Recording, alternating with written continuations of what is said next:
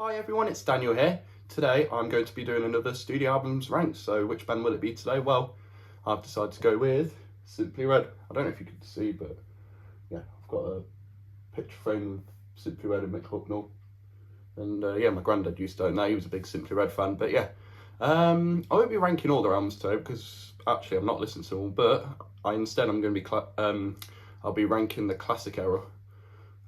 Which albums would you class as the classic era for Simply Red? Well, in my opinion, I'm going to go with every album that has Fritz McIntyre in it, or Tim Kellett, because those two guys were like pretty much the key members of Simply Red.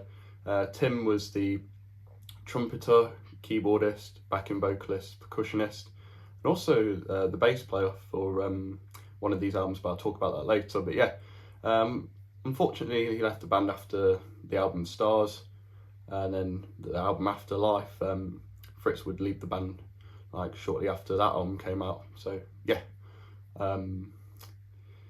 yeah, and also people that say Simply Red's just Mick Hucknall, it's not. Well, it wasn't, because some of these tracks from the early albums, like I can probably name a couple of tracks. Don't even have Mick doesn't even sing the chorus on like a couple of tracks, I think. But yeah, I'm going to go into more detail as I talk about these albums. There's 5 albums to rank from 1985 to 1995, so 10 years they released 5 albums, which yeah, I love Simply Red, especially these albums. I love these albums to death. There's no wrong answer, but yeah, anyhow, let's not waste any more time and let's begin the ranking list. So yeah, my number 5, for number 5, I'm going to go with their album from 1995, and that is Life. Now, this is a really good album. I love this album. Yeah, they started using samples and stuff, which at this point it was kind of cool, you know, quite experimental, you know. It was the mid-90s, you know, you had dance music and all that, and people using samples in their songs anyways, but the samples on this album are like not too over the top, but yeah, so yeah, absolutely fantastic album though. You Make Me Believe, great album opener, I love that track. Quite a mellow but cool track in my opinion. So Many People's a nice track, I really like that one too. Lives and Loves is quite a pretty song. I love Ian Kirkham. I think he's great. Yeah, the horns that were all recorded on the EWI because Tim Kellett had left the band at this point. But yeah, of course the next track is Fairground. That was a big hit, which took a sample from a song that sampled 2 other songs. I know, but still great song. I think the drum sample works really well, and yeah, I think Fairground's just great. I love the piano. I just love everything about this track. Yeah, definitely makes me feel makes me feel like I want to go to, you know, Alton Towers or Fantasy Island, you know, that sort of thing. Never Never Love, beautiful song. I love it. The video, you know, has Billy Whitelaw in it, which I think she's a great actress. She played Violet Crate in The Craze, which yeah, so beautiful, gorgeous song. I love the acoustic guitar, the horns. Well, I say the horns, but they're all played on one instrument, which yeah, EWI. But yeah, and the strings are absolutely gorgeous too. Hillside Avenue is pretty cool. It's kind of reggae, kind of funky, kind of a bit both, you know. I think Sly and Robbie are on this track. I know they're on this album, but I think they're on that track. And then you have Remembering the First Time, which might be my favourite track. I love this song a lot. It's really funky, really cool. Love the chorus. You gotta love that crazy chorus. As Homer Simpson said in an episode of The Simpsons. I think it was season 12, but yeah. Anyways, let's talk about Simply Red. Out in the Range, really cool track, kind of funky, western. Just really cool track. I love that flute. And yeah, and then the album ends with We're in This Together, which is a really cool song. Kind of got this tribal feel going on. You got a flugelhorn as well, played by Hugh Maskell, I think that's how you say his name, but he definitely plays the flugelhorn. But yeah, really cool track to end off the album. Yeah, I think Life is a very solid album. Not a bad track, pretty good. And you've only got 2 of the original members. Well, Ian Kirkham joined straight after Picture Book, but yeah, I'd probably class him as one of the original members as well. But yeah, you also have Dee Johnson on backing vocals, and he took Pereira on guitars, but they started using more session musicians because yeah, that's just what Simply Red did from this album onwards. But yeah, Life is my number 5 favourite Simply Red album. It's at the bottom for me for the classic era, but it's still a really good album. Highly recommend it if you love Simply Red. So yeah, so for number 4, I'm going to go with their album from 1987, Men and Women. Oh damn, I love that cover. That's taken from the Right Thing video. Yeah, I love this album too. Apparently this was the hardest Simply Red album to produce. They literally started recording this straight after Picture Book. I still think this is a great album though, and I love Alex Sadkin's production. On Foreigner's Agent Provocateur, I wasn't a massive fan of his production. I feel like the drums should have been more snappier, you know, since it's Dennis Elliott. But I feel like his production on this album is fantastic, and he makes the drums sound really cool. And I just love the pop funk sound of this album, in my opinion. So yeah, I don't know what you class Simply Red as. I don't know, pop rock. They're not the heaviest group, but they do have some pretty heavy moments, like sometimes, you know, with the guitar solo, especially on this album. So yeah, the tracks, let's see what tracks we've got on this album. So The Right Thing, of course, great single, I love it. Just a really fun, upbeat track, I love it a lot. I definitely remember it a lot because my granddad had the Greatest Hits album from 1996, and The Right Thing was the only song from this album which was on that album, interestingly enough. Infidelity is a really cool funky track, the first track to have Ian Kirkham on the sax. I love this track a lot. Yeah, it's, well, infidelity, cheating, but you know, still a fun song, you know. Simply Red, I think they're really good with their sense of humour and all that, and their songwriting. Suffer's great. You got Fritz on singing the chorus, really gloomy but funky track. I Won't Feel Bad's a really upbeat track. I know they recorded an original version from the Picture Book sessions, but the version on this album's way better, way faster. You've got horns on it, just loads better. Every Time We Say Goodbye, which is a cover. Yeah, beautiful track, great way to end off side 1. Yeah, I've got the vinyl for this album. I've had it for about a year and a half now. Let Me Have It All, another cover. I prefer the Simply Red version over the Sly and the Family Stone version. I just think it's more funkier, more faster, and the guitar solo is just brilliant. Sylvan Richardson, this was his last album, by the way. He was very young, but he knew how to do a cracking guitar solo, like, trust me. Love Fire is another cover, really cool. You got trombone on it and some really cool percussion parts. Moving Out's great. If you've watched Only Fools and Horses, the episode Jolly Boys Outing, then you know that this song plays just before the coach blows up. So yeah, this song was used in that episode. Next track is Shine. Should have been a single. I love this track. The MIDX7 sounds great on it. Just a really upbeat track, and yeah, I just love everything about this song. And Maybe Someday closes off the album. Yeah, it's sort of a Holding Back the Years part 2, but not exactly. You got some really cool like sections in it, especially when Mick's like, now. Yeah, that part's just haunting, and his scream at the end is just, yeah, love it. Nice flugel solo. You've got played by Tim, obviously, and then you've got some nice acoustic guitar on the left, and then on the right you've got some really cool acoustic electric guitar playing from Sylvan, of course, and the keyboards by Fritz. Just, yeah, everything about this album. Tony's bass playing, Chris's drumming, just, yeah, Alex Sadkin did a great job, and unfortunately he passed away not long after this album came out, so we'll miss you, Alex. So yeah. Yeah, so that was my number 4, Men and Women from 1987. My number 3, I thought this was my favourite for ages, but yeah, I'm going to go with the debut album, Picture Book from 1985. I prefer this one a little bit more over Men and Women, but yeah, there were some fantastic tracks on this album. So yeah, Come to My Aid, brilliant song. I think it's an absolute classic. Just a really fun, funky track. Sad Old Red's quite a jazzy song, I love it. Love the piano. I think Mick might have played it, but I'm not sure. I don't know, but yeah. I haven't actually reviewed this album yet, so I'll go into more detail when I do my review of this album. Look At You Now is just such a fun song. Love the guitar solo. Love the synth brass, just brilliant.